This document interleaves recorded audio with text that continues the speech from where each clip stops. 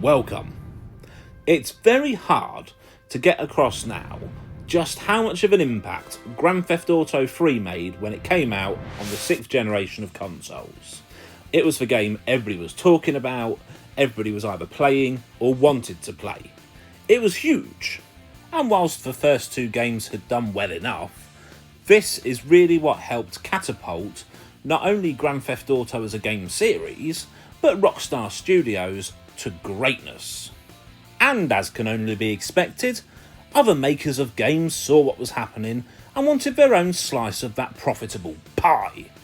Thus became the era of the GTA clone. Other games following in the formula, trying to put their own spin on it and hoping to achieve similar success. Now, not all of these were brilliant, but some were genuinely good fun. So I've put together a little list of some of my favourite GTA clones on the 6th generation of consoles. And we're going to kick off with one of my favourite PlayStation 2 games of all time, The Getaway. A real dark, gritty, violent crime thriller set in the great city of London. And it's a really good representation of the city as well. That's something that was always very impressive about the game, especially considering the hardware restrictions at the time. You're pulled back into a life of crime against your will. Fortunately, those old skills, they're far from rusty, and it's got everything you could possibly want. Fantastic thrilling car chases, awesome shootouts against multiple enemies, explosions galore, a very well written story, and of course, you can nick whatever cars you want and just go and explore the city should you so choose. I can't recommend this one highly enough. I have given it its own video in the past. I'll pop a link on the end screen just in case you're interested. And shout out to the sequel, The Getaway Black Monday. That's also really good fun. The Godfather. How intimidating must it have been to be told that you're making a game based on one of the most iconic films ever made? I will say, they actually went about this a really smart way. What they did was introduce a non-canon character called Aldo, and that's who you play as. So you are witnessing the events of the film, but from a brand new perspective. Your character Aldo is recruited into the Corleone family, and you're working your way up the ranks, whilst also seeking revenge. I won't spoil why. And the way it interacts with the events of the film is you are doing things which took place off screen, yet tie perfectly to the events of the film. Whether it be planting the gun that Michael Corleone uses to kill Salazzo and Captain McCluskey, I probably butchered those names there. You place the horse's head in Jack Waltz's bed, and you even drive Vito Corleone to hospital when he's been shot. Many of the original actors returned to voice the characters, and it is very notable for being Marlon Brando's last acting job. He recorded dialogue for the game. Unfortunately, a lot of it wasn't usable due to him being in very poor health at the time, but it does make it just that little bit more special, at least to me. They did also produce a Don's edition on the PS3, Xbox 360 with slightly prettier graphics, and they even made a sequel, The Godfather 2, based on the second film. Mafia. This is the first in what would become a trilogy of games across the following generations of consoles, and I do believe they're actually making a fourth game. I'm sure it's in development at the moment. Let me know in the comments whether I'm right or wrong about that. This first entry arguably has the best story, although the second one is very good too, and it takes place in the 1930s, in the fictional city of Lost Heaven. And you play as Tommy Angelo. You basically quite accidentally end up joining the Salieri crime family, and as you would expect, I'm sure, rise your way through the ranks. But things are never quite that cut and dry. You commit to a life of crime, there's always going to be criminals chasing you down, looking to stab you in the back. And of course, you have to avoid law enforcement as well. The attention to detail here is absolutely stupendous. from the weapons, from the way the characters dress and talk, the cars. I'm a bit of a car buff, so that's something I noticed straight away, even the way they handle and drive. It's just all there and as authentic as I think could possibly have been done. The missions offer a fantastic variety, whether it be taking out informants or rivals, bootlegging because this does take place during the Great Depression. You even enter a race in a period-correct race car. That part of the game is quite infamous among fans of it, so if you know, you know. I truly cannot praise this game enough, especially the writing. It is just so on point. However, I am going to take the unusual step of saying not to play the original version unless you desperately want to. The reason being, in 2020, they released the Definitive Edition, a full-on remaster, and it is one of the best remasters of a game I've ever played. It made this already 10 out of 10 game at the time, a 10 out of 10 game now. And if you get the triple pack, you also get a tweaked version of Mafia 2, which is also absolutely superb and was previously stuck on the 7th generation of consoles. I personally would skip over Mafia 3. I found it a real letdown compared to the first two, but you be the judge. It's worth getting the triple pack just to play the first two amazing games. Scarface, The World Is Yours. Another iconic gangster film gets the video game treatment. And I'm very pleased to say, as with The Godfather we talked about earlier, they went about it in a very clever way, making this a broad strokes sequel rather than simply playing through the original film. What they did is change the ending so that Tony Montana survives, and the entire game is him setting about to exact revenge on those who ousted him from power by re-establishing his empire in Miami. It features Al Pacino's likeness, however, not his voice. He personally felt, and the producers of the game I assume agreed, that his voice had changed too much since he played the character. It was approximately 25 years ago that he made the film. However, some of the other actors from the film do return to do their own voice work. Gameplay-wise, it's very much how a GTA game would play, and I mean that as a compliment because that was the benchmark for gameplay of open world games at the time. They executed it well, they kept the tone of the film and the humour intact. At a time when licensed games were not getting the best reputation, this was one done exactly right. I'm sure you saw this one coming. The Simpsons Hit and Run. I just like talking about the game, and I felt I couldn't make this list without including it. It's definitely more focused on the driving, and timed missions are a huge amount of the gameplay, but you are in an open world, a good representation of Springfield, which is a riot to drive round. If you're a fan of the show, which I'm a huge fan of, then there's many iconic moments and landmarks and Easter eggs that you'll see. Obviously, the violence has been toned right down to keep it family friendly, but it's got the trademark Simpsons humour, which is a laugh a minute, and it was written by the writers of the TV show, so the story's good fun too. And yes, you do get to nick any vehicle you want, as well as drive many iconic ones from the show, such as the Mr. Plough truck. It's always worth a go, and it's a game I just always like talking about. It's awesome. Driver 3. Boy, did this one get mixed reactions. The original Driver game on the PlayStation 1 was quite iconic, mainly because you had to do this tutorial before you could get into the main game, and it was insanely difficult. However, as the game progressed, things have to evolve as well as the hardware, and they wanted to follow the GTA route and introduce some more on-foot missions. This got a bit of backlash because they felt that it was a driver game which had taken the emphasis off the driving.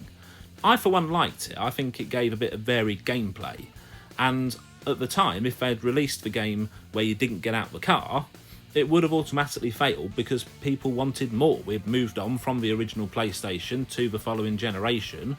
Consoles could do more, games could do more, we wanted more from them. And it's one of those games that, in retrospective, if you give it another chance today, you perhaps appreciate a little bit more. Yes, the on-foot parts are the weakest parts of the game, I've seen stories that say the game was rushed to be pushed out to avoid competing with the Grand Theft Auto release of that year, which was San Andreas, I believe. But you know what? It's still good fun. The driving sections are fantastic. You get to go from Miami to Nice to Istanbul. The story is superb. You're an undercover FBI agent trying to take out a car smuggling ring. It's got Fast and Furious vibes. And graphically, there's nothing wrong with it at all. Definitely one to revisit if you like this sort of game. It's also quite a cheap pickup, which is nice. And I want to give a little shout out to the sequel, Driver Parallel Lines. Also a relatively cheap game to pick up, and also really good fun. True Crime Streets of LA. I nearly didn't include this one because, if I'm perfectly honest, I don't think the true crime games are particularly good. However, I do know lots of people like them, and ultimately I just want to show you some games and you can make your own mind up. Also, they're games which are really cheap. You'll pick it up for a couple of quid easily. So if you don't like it, you've hardly broken the bank. And if you do like it, you've got another great game to play. It takes place in parts of Los Angeles, and the actual parts of the city, because it's not the full city, but it shows some parts of it, are represented really, really well. It includes parts like Beverly Hills and Santa Monica, as well as Chinatown, which is where the main story takes place.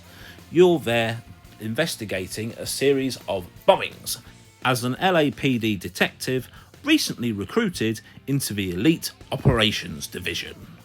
This was one of the first open-world action-adventure games released after Grand Theft Auto 3.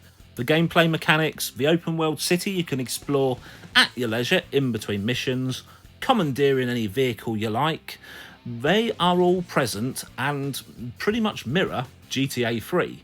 In fact, this did get nicknamed the Grand Theft Auto clone, where you get to play as a cop, as that is the main difference between them. And of course, it's got its own unique story.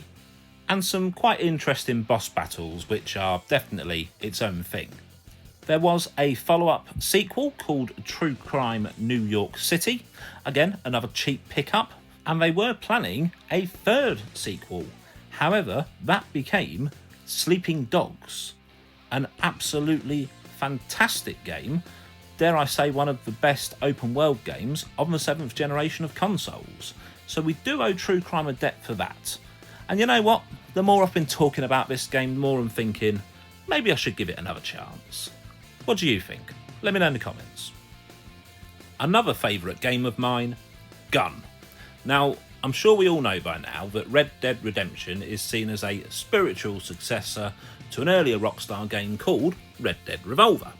However, if you play Gun, you will see quite a few mechanics which later become present in Red Dead Redemption. And like Red Dead Redemption, you can refer to this as Cowboy Grand Theft Auto.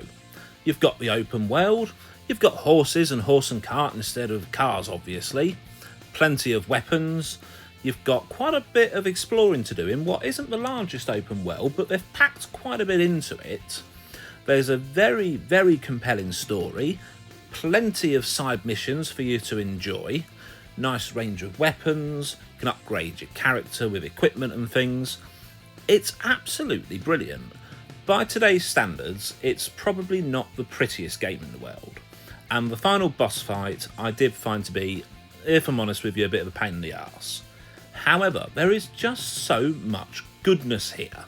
Whether you're doing side missions, collecting bounties, chasing down criminals, cattle herding or hunting mythical creatures, or playing through the superb main story, I've played this game probably 4 or 5 times in my life, and talking about it now, I feel a 6th playthrough is imminent, as this is one of the best Wild West adventures in gaming.